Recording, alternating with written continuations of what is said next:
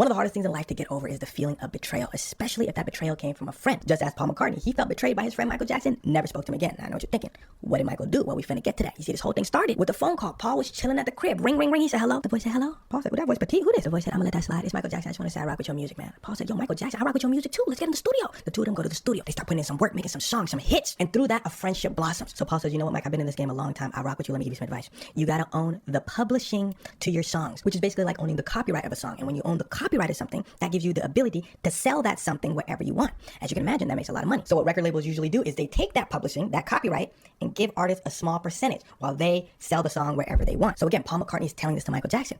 But here's where Paul McCartney has a problem.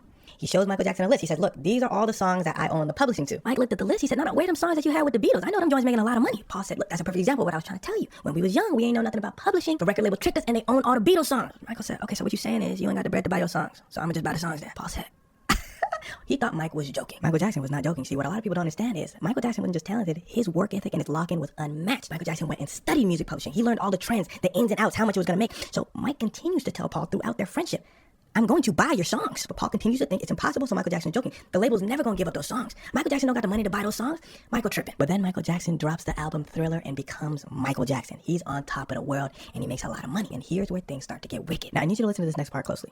The Beatles songs were owned by a publishing company